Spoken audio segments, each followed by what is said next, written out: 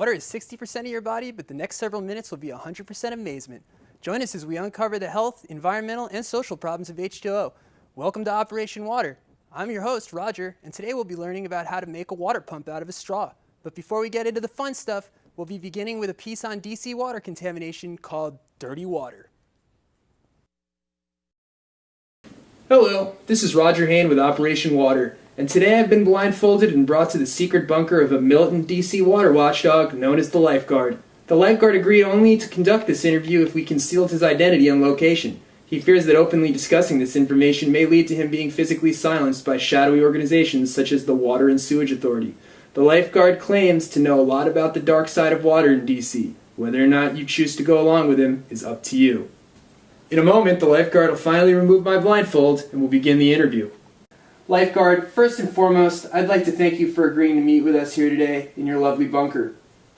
The truth needs to be told. You're living in a fantasy world if you think that water in DC is just fine and dandy.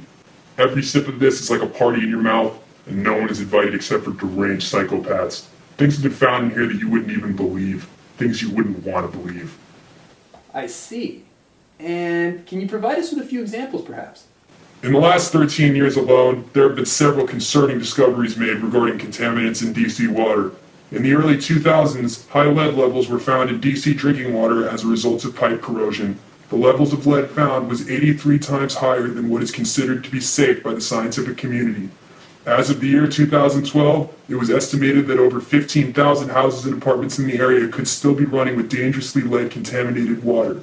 In 2006, perchlorate, a harmful chemical used during World War I, was discovered in the water of several DC neighborhoods.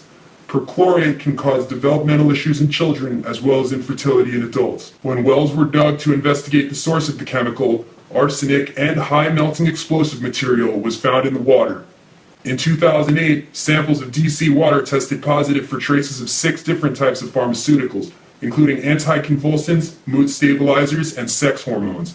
Just in 2010, traces of potentially cancer-causing genotoxic carcinogen known as hexavalent chromium was found in the water from DC and Bethesda. Oh, hexavalent chromium. These are just the things we know for sure were in the water. I don't even want to imagine what we don't know is in there.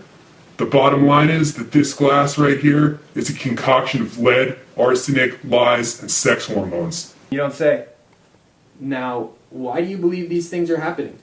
I prefer not to speculate because I only want to raise awareness to the questions rather than try to suggest answers. But when you do the research and connect the dots as I have, it becomes pretty clear that the DC water authorities are attempting to make us infertile to control the population, drug us into submission, and experiment with our sexual genetics to transform all humans into a single half-man, half-woman hybrid.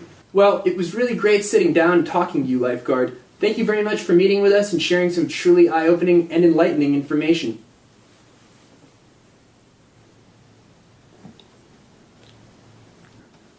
Back to you in the studio, Roger. What a handsome guy. Now before we begin our experiment, I'd like to welcome my assistant and all-time favorite hugging buddy, the water boy. Come on out here, water boy. Hey! I love you so much, water boy. I love you so, so much. Now, the water boy is going to be helping me with my experiment or demonstration today. I know how things are out there. You come home from a long day at the office, put the kids to bed, little Johnny just got his 3rd detention this month, the bills are piling up, you might lose the house, and all you want to do is just relax and build a personal-sized water pump. But the problem is, you don't know the proper work and power calculations in order to make one. Well, I'm about to show you how to make a water pump out of just a straw and a barbecue skewer. Now, I know that what you're thinking, this man must be some sort of magician or possibly a divine prophet sent from the heavens by our dear Lord. But I assure you, I am no man of God, just a man of water. Now, in order to build this device, you'll need the following materials: straw, pointy stick, scissor, and tape, as well as a cup full of water to test the pump out.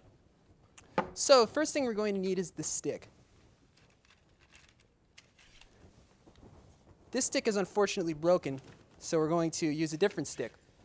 Here, we're going to use this stick. Now, we'll also need a straw. Now you locate the center of the straw, and you poke the stick through the center, like so. Now make sure you don't skewer it through your hand, as I have done many times before, which results in emergency room trips.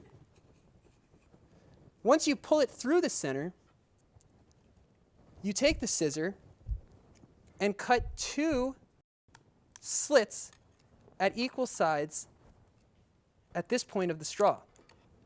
Now once you have your slits cut, bend the straw into a triangle type shape like this, and then with some tape from the water boy, tape it closed. Perfect. That's a beautiful water pump. Beautiful water pump. But not beautiful enough for you guys out there, my beloved fans. I got a little treat for you, and I'd like to bring it out. But before I do, I want to make note that no one should try to make this at home without 8 or 9 years of building these water pumps. Otherwise, you burn your house down, who knows what could happen.